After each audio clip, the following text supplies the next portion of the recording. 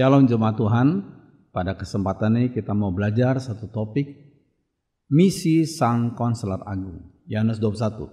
Kita tahu kita baru saja memperingati akan hari kebangkitan Yesus Kristus. Dan inilah hari-hari di mana Tuhan Yesus mempersiapkan murid-muridnya untuk melanjutkan misinya di dunia ini sebelum beliau naik kembali ke surga.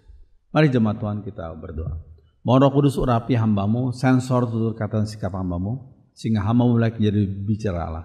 Dan Roh Kudus bimbing hambamu dan juga bimbing setiap kami yang mendengarkannya. Berbicara kepada kami dalam nama Tuhan Yesus. Amin. Misi Sang Konselor Agung. Yohanes 21 ayat 15 sampai 18.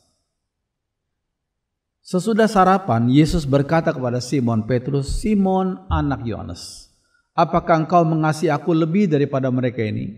Jawab Petrus kepadanya, "Benar Tuhan, engkau tahu bahwa aku mengasihi engkau." Kata Yesus kepadanya, "Gembalakanlah domba-dombaku."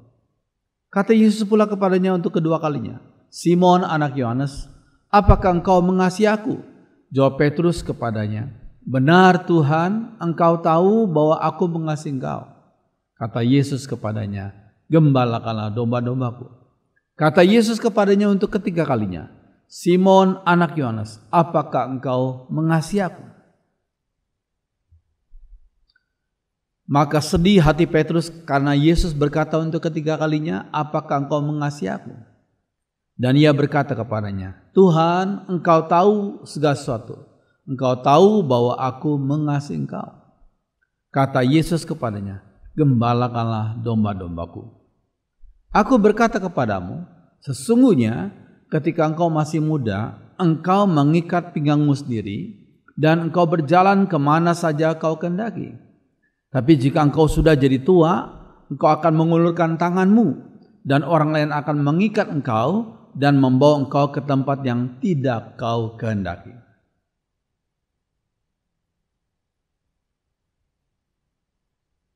Terus sekalian, ada beberapa hal penting yang kita mau pelajari dalam PK kita pada hari ini. Yang pertama adalah Yesus melakukan berbagai macam pelayanan. Selama hidup di dunia 2000 tahun yang lalu, Yesus melakukan berbagai macam pelayanan. Dan salah satu pelayanan yang terpenting yang Yesus lakukan adalah beliau sebagai Sang Konselor Agung. Ya, kita kalau baca dalam Yesaya 9 ayat 5 sampai B, itu tentang nubuat Nabi Yesaya tentang Yesus.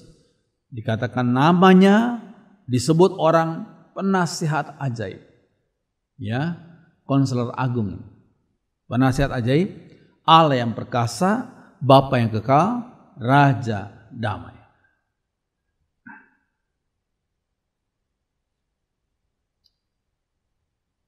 Yesus mengkonseli Nikodemus, seorang pemimpin agama Yahudi, Yohanes 3 ya. Lalu Yesus mengkonseling perempuan Samaria. Ya, akhirnya dia bertobat dari hidup perzinahannya, ya. Kemudian Yesus mengkonseling Simon. Sebenarnya sebelumnya Yesus banyak mengkonseling orang. Tapi yang dalam bacaan yang kita baca tadi, Tuhan Yesus mengkonseling Simon, seorang kandidat, ya, seorang calon pemimpin gereja pertama di Yerusalem. Ya, yang kedua, Yesus menyapa mereka dengan kasih dan kekuatan. Yesus menyapa murid-muridnya yang sedang mencoba berusaha mengambil ikan itu ya, dengan coba berusaha menjala ikan. Ya. Dan Yesus menyapa mereka dengan kasih dan kekuatan. Tanya Yesus kepada mereka, "Hai anak-anak," dalam bahasa asli itu paidia. Anak-anak itu paidia. "Adakah kamu mempunyai lauk pauk?"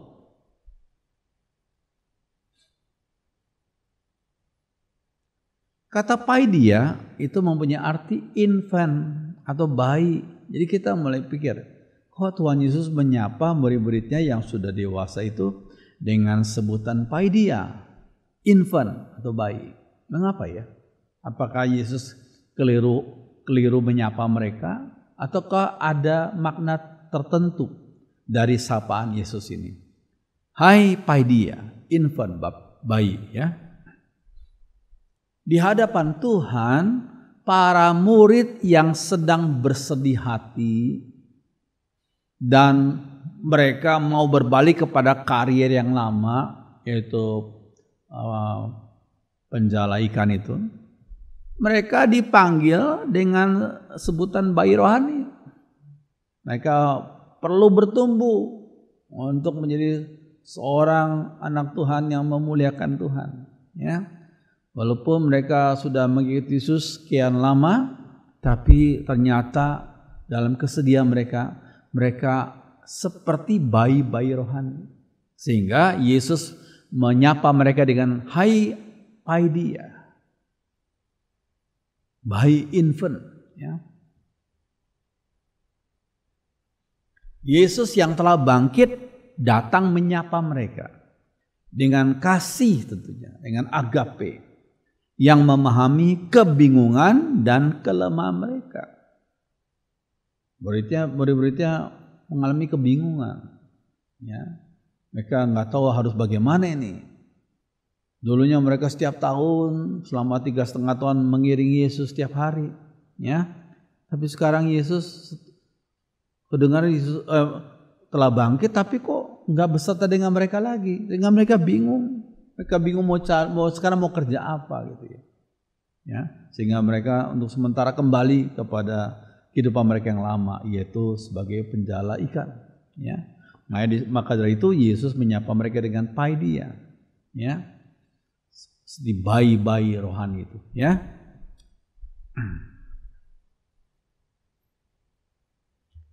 Tuhan Yesus juga menyapa mereka dengan kekuatan, bukan hanya dengan kasih-Nya, tapi dengan kekuatannya. Kalau kita hanya mengasihi tanpa kita punya kekuatan untuk mengekspresikan kasih itu, seringkali kasih itu jadi nggak ada daya, ya. Tapi Yesus tuh punya kasih tapi punya kekuatan. Dinyatakan ia bertanya dengan nyaring dari jarak 100 meter. Yohanes 21 ayat 8. Ya. Nah, ayat 5 dan 6 dikatakan Yesus berkata kepada mereka, anak-anak, apakah kalian punya ikan? Tidak, jawab mereka. Yesus berkata kepada mereka, lemparkanlah jalamu ke sebelah kanan perahu, nanti kalian mendapat ikan. Lalu jala itu mereka lemparkan, tapi tidak sanggup menariknya kembali sebab begitu banyak ikan di dalamnya. Nah, ayat 8 dikatakan, pengikut-pengikut yang lain menyusul ke darat dengan perahu sambil menarik jala yang penuh dengan ikan. Mereka tidak berapa jauh dari darat, kira-kira 100 meter saja. Suara Tuhan Yesus begitu keras, ya, begitu hebat, ya, dalam jarak 100 meter. Dia bisa bersuara keras. Ya, itu hanyalah salah satu wujud daripada kekuatan, salah satu wujud dari kekuatan Yesus. Ya. Nah, yang ketiga, Yesus tahu dan mau menolong kebutuhan mereka. Tahu dan mau. Ada orang yang sudah tahu tapi nggak mau tolong. Dia sudah tahu persis masalah kita, tapi dia nggak mau tolong. Percuma jadinya. Ya. Dalam ayat 6 dikatakan, maka kata Yesus kepada mereka, tebarkanlah jalamu di sebelah kanan perahu, maka akan kamu peroleh. Lalu mereka menebarkannya dan mereka tidak dapat menariknya lagi karena banyaknya ikan. Ada 153 ekor ikan besar-besar. Ya, jadi Yesus tuh tahu dan mau tolong, dan memang benar apa yang dia katakan, apa yang diajarkan itu benar. Ya, puji Tuhan. Nah, pasal 21 ayat 3 Yohanes dikatakan, kata Simon Petrus kepada mereka, aku pergi menangkap ikan. Kata mereka kepadanya, kami pergi juga dengan kau. Mereka berangkat lalu naik ke perahu, tapi malam itu mereka tidak menangkap apa-apa. Malam itu, ini yang Simon dan kawan-kawan ini bukan orang sembarangan, orang yang sudah berpengalaman jadi jadi penangkap ikan. Tapi semalaman mereka pergi menangkap ikan, tapi dikatakan mereka nggak ada hasil. Ya. Di luar pimpinan Tuhan, semua kerja keras hanya sia-sia. Semua kerja keras sia-sia. Kalau kita berada di luar dari pimpinan Tuhan.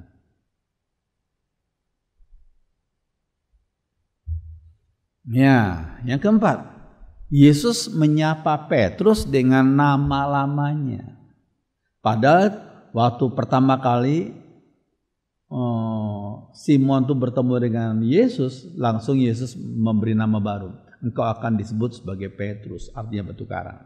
Tapi waktu Yesus bangkit, setelah bangkit dari kematian, Yesus memanggil Simon dengan namanya yang lama. Kenapa demikian? Simon anak Yohanes, maksudnya manusia alamiah dengan sifat-sifat lamanya yang belum diubahkan.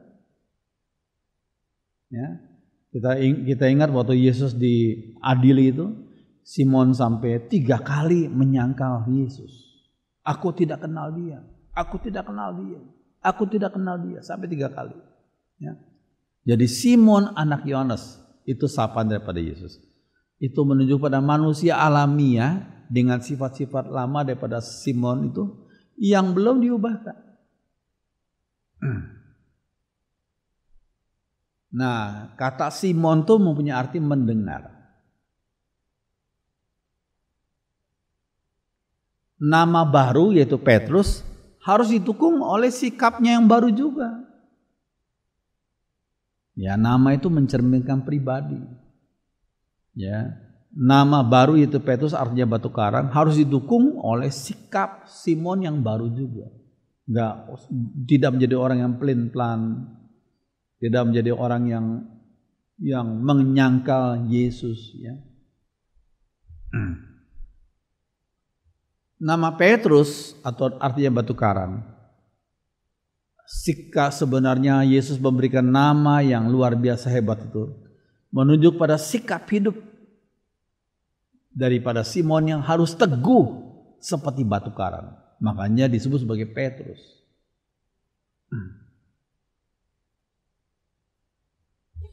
Ya, yang kelima, Yesus ingin agar Simon mengasihinya sebagaimana seharusnya.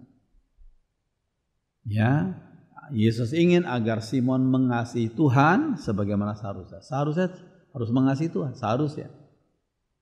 Karena Tuhan sudah lebih dahulu mengasihi dia, mengasihi kita, umatnya. Ya. Simon anak Yohanes, apakah engkau mengasihi aku lebih daripada mereka ini mengasihi aku? Itu makna pertama. Apakah engkau mengasihi aku lebih daripada mereka ini mengasihi aku?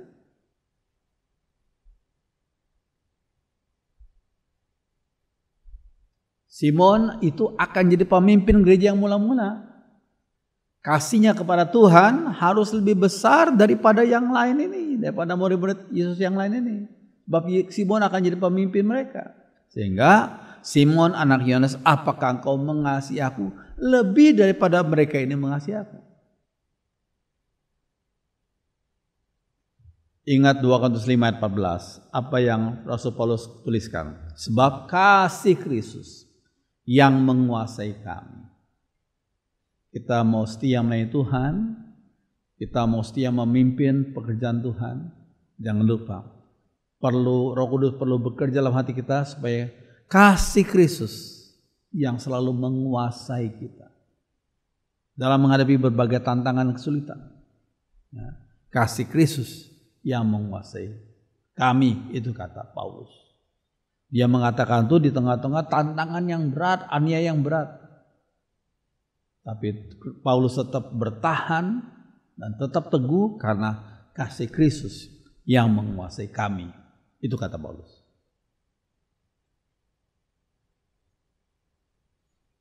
Ya, yang B, Simon anak Yohanes, apakah engkau lebih mengasihi aku daripada engkau mengasihi semua ini? Yaitu tanya Tuhan Yesus kepada Simon. Apakah engkau lebih mengasihi aku daripada engkau mengasihi semua ini? Maksudnya apa? Iya. Yesus menunjuk pada perahu dan jala yang pernah ditinggalkan Simon. Kalau engkau mau jadi muridku, jadi rasulku, engkau harus bertekad untuk mengasihi Tuhan lebih daripada engkau mengasihi perahu dan jala ini.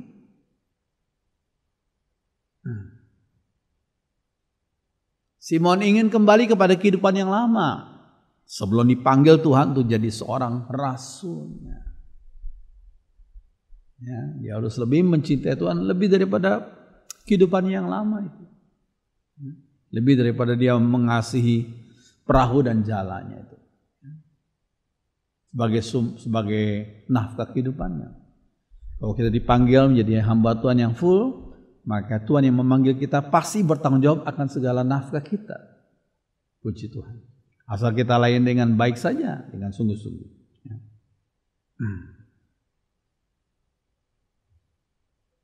Oke, yang keenam. Yesus mengajar Simon akan kasih yang sejati. Dalam bahasa aslinya, apakah engkau agape terhadap aku? Kata mengasihi itu bahasa aslinya adalah agape. Itu apakah engkau agape kepadaku? Itu pertanyaan Yesus kepada Simon. Tetapi jawab Simon adalah apa? Benar Tuhan, aku phileo kepadamu. Tuhan bertanya, apakah engkau agape kepadaku? Tapi Simon berkata, aku phileo kepadamu. Apa sih bedanya agape dengan phileo? Agape itu kasih ilahi yang gak bersyarat. Unconditional. Gak bersyarat. Yang saya cirikan dengan satu kata, meskipun kita begitu menyakiti hati Tuhan, tetapi Tuhan sudah rela mati dan berkorban bagi kita. Itu kasih yang unconditional, tanpa syarat, kasih ilahi.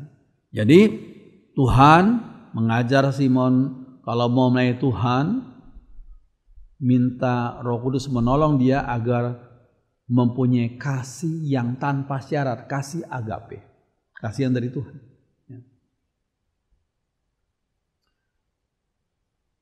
Phileo, seperti yang diucap oleh Simon itu, adalah kasih persahabatan, kasih yang bersyarat, kasih yang dicirikan satu kata, kalau aku mengasihi engkau, kalau engkau baik sama aku mengasihi engkau kalau engkau setia kepadaku, kalau engkau memberi kepadaku, ya, itu kasih yang bersyarat, itu kasih phileo.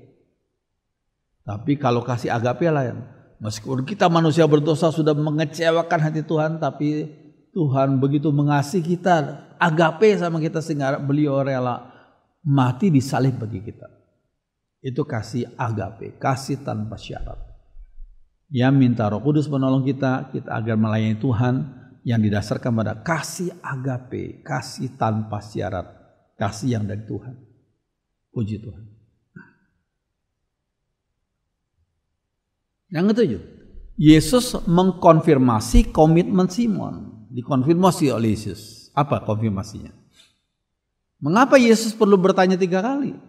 Mengapa Yesus perlu bertanya 3 kali kepada Simon? Ya. Yang pertama karena Simon pernah menyangkal Yesus 3 kali. Atau Yesus diadili itu oleh manusia yang berdosa itu. Simon menyangkali Yesus 3 kali. Makanya waktu Yesus setelah dia bangkit, Yesus mengkonfirmasi tekad daripada Simon dengan pertanyaan 3 kali. Apakah engkau mengasihi aku? Ya. Yang kedua, Simon orang yang kurang stabil, sehingga ia perlu konfirmasi komitmennya. Inilah orang yang kurang stabil. Dia perlu konfirmasi komitmennya.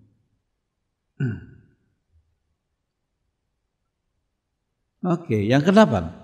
Yesus mengajar bukti kasih kepada Tuhan yang tidak terlihat. Mengajar bukti kasih kepada Tuhan yang tidak terlihat. Tuhan berkata, ketika Simon berkata, ya aku mengasihi engkau Tuhan.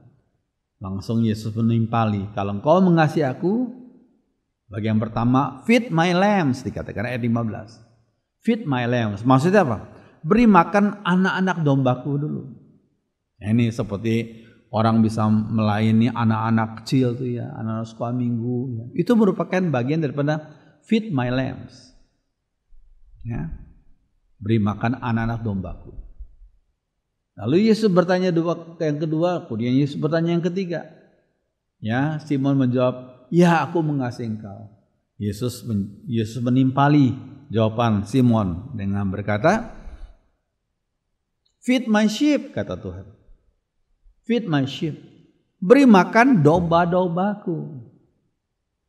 Sheep itu adalah domba yang sudah dewasa. Kita beri makan rohani kepada umat Tuhan yang sudah dewasa. Ya. Ini suatu hal yang penting. Inilah bukti kasih kepada Tuhan yang terlihat dengan cara memberi makan anak-anak domba yang dari Tuhan, dan kemudian kita memberi makan domba-dombanya Tuhan yang sudah dewasa. Ya. Puji Tuhan. Oke, Yesus memberitahu tanda kedewasaan iman. Apa itu tandanya? Ayat 18 dikatakan apa? Sesungguhnya kata Tuhan, ketika engkau masih muda, engkau mengikat pinggangmu sendiri dan engkau berjalan kemana saja engkau kehendaki. Kalau engkau masih muda, engkau boleh bertindak sesuka hatimu. Engkau mengikat pinggangmu sendiri, ya, dan engkau berjalan kemana saja engkau kehendaki. Biasanya orang-orang waktu itu pakai baju ya itu dari bahu sampai bawah, ya, agak gondrong gitu. Kalau mereka mau kerja atau mau jalan biasanya pakai ikat pinggang, ya. Jadi ketika engkau masih muda, engkau mengikat pinggangmu sendiri dan engkau berjalan kemana saja kau kehendaki. Itu level iman yang masih muda, ya. Tapi jika engkau sudah jadi tua, kalau engkau bertumbuh imanmu semakin dewasa, ya, engkau akan mengulurkan tanganmu dan orang lain akan mengikat engkau dan membawa engkau ke tempat yang tidak kau kehendaki. Maksudnya kalau engkau semakin dewasa imanmu, engkau harus melakukan apa yang menjadi kehendak Tuhan, melayani orang-orang yang mungkin kau tidak sukai, ya, pergi ke tempat-tempat yang kau tidak sukai, tapi itu pimpinan Tuhan. Maka engkau harus menyangkali dirimu, ya, dan engkau harus lakukan itu. Itu adalah misi dari Tuhan. Itu bukti, salah satu bukti daripada kedewasaan iman. Itu disampaikan kepada Simon itu. Dia harus bertumbuh rohaninya, imannya semakin dewasa. Puji Tuhan.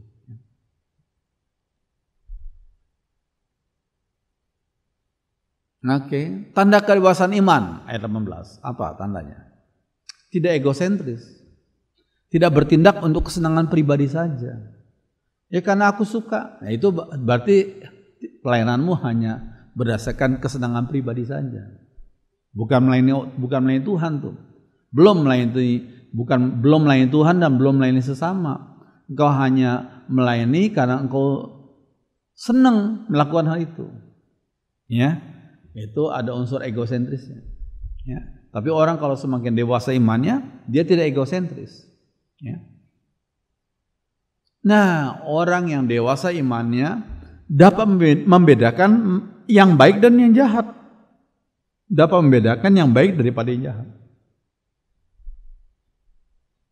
Ibrani 5:14 dikatakan, tetapi makanan keras, ini maksudnya makanan rohani yang keras, ya, berupa teguran, ya, adalah untuk orang-orang dewasa yang karena mempunyai panca indera yang terlatih untuk membedakan yang baik daripada yang jahat. Ya, itulah orang yang dewasa iman. Dia bisa membedakan yang baik daripada jahat. Yang 10, Yesus mengajar Simon agar ikut Tuhan saja, ikut pimpinan Tuhan saja. Nggak usah banding-bandingkan dengan orang lain, ya, atau dengan nasib orang lain. Ikut Tuhan saja, ikut perintah Tuhan saja, ikut pimpinan Tuhan saja. Rencana Tuhan bagi setiap umatnya berbeda-beda, ya. Rencana Tuhan bagi setiap umatnya berbeda-beda. Ini pada akhirnya Simon Petrus itu dianiaya, dan ketika dia ditangkap itu ya, penguasa mau menyalibkan dia, tapi Simon berkata, salibkan aku dengan terbalik, sebab aku tidak layak disalib seperti cara Tuhanku disalib. Ya, salibkan aku dengan cara terbalik, dengan kepala di bawah, kaki di atas. Ya, nah, mati martir itu ada sebagian umat Tuhan, rasul-rasulnya sebagian besar ya, sebagian besar rasul-rasulnya mengalami mati martir, kecuali Yohanes ya. Mati martir itu salah satu karunia Roh Kudus. Nah, itu penting. Tidak semua umat Tuhan mengalaminya. Jadi kalau saudara sebagai umat Tuhan jangan pikir semua umat Tuhan akan mati martir. Oh tidak. Sebab orang yang diizinkan Tuhan mengalami mati martir itu merupakan salah satu karunia Roh Kudus. Ya. Dan Tuhan izinkan dia, berarti Tuhan sudah siapkan dia kekuatan cukup untuk menahan semuanya. Tapi sebagian besar umat Tuhan diizinkan Tuhan mengalami tantangan dalam hidup, dalam panggilannya, tapi tidak sampai mati martir. Panggilan Tuhan, pimpinan Tuhan berbeda-beda bagi tiap umat Tuhan.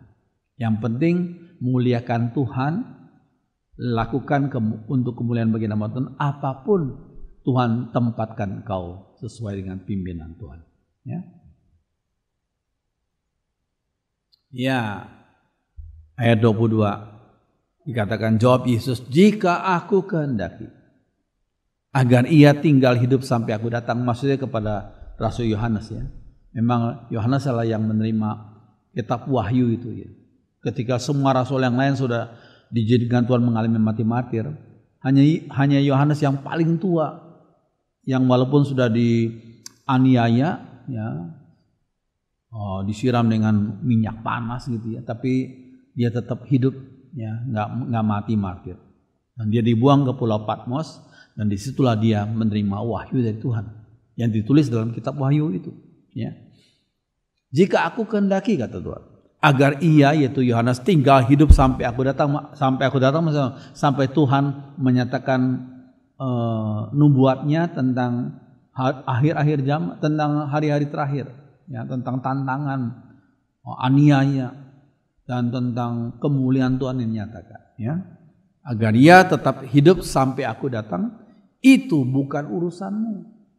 Jadi pengaturan dalam tanda kutip nasib seseorang, nasib umat Tuhan di dunia ini, ada yang diizinkan Tuhan mengalami mati martir, ada yang diizinkan Tuhan untuk hidup memuliakan Tuhan. Itu bukan urusan kita yang mengatur, itu urusannya Tuhan. That is God's business. Itu urusannya Tuhan. Tuhan yang mengatur sesuai dengan kehendaknya yang terbaik bagi kita. Ya, dan kekuatan dari Tuhan siap menyertai kita. Ya. Biarlah firman Tuhan jadi berkat bagi kita. Mari kita berdoa. Kami bersyukur untuk firman-Mu yang kami pelajari pada saat ini Tuhan. Biarlah apa yang kamu sampaikan penuh dengan keterbatasan, biar Roh Kudus menolong kepada setiap kami yang mendengarkannya. Terima kasih Tuhan. Dengarkan doa kami dalam nama Tuhan Yesus. Amin.